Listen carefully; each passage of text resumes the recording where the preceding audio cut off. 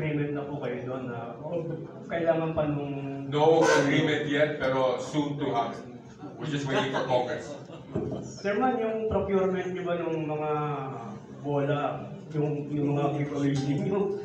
Kasi last time, meron kayong pinamimigay na football na bola, pag sipa mo, bago dumating sa goal, ano na, butas na eh. Meron bang, gano'ng kaganda na yung bolang, ay yung mga giveaways nyo na pinamimigay sa mga LGU? Let's just to be honest, before was substandard. Now this one, I'm trying to make it proper to improve the image of PSC. This is one way we can improve the image of PSC, to give proper equipment to LGUs and athletes.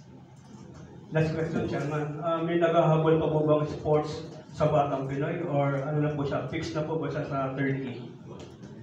More or less na fix the 30, and then we will actually sign a MOA very soon, and then we will have a MOA signing also. Yes, Chairman. Thank you, Chairman. Going back to the first priority, when you say legislation, legislation meant to institutionalize PNADO so that it becomes a separate entity from the Philippine Sports Commission. Sir. Yeah, there's also legislation, the WADA code. Okay, so what WADA is asking, don't make it too detailed, the legislation, because every so often WADA will change their WADA code.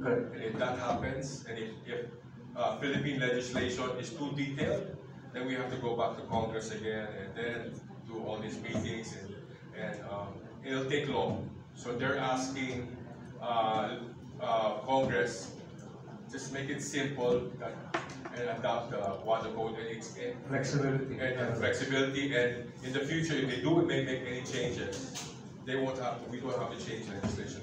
Correct. Okay.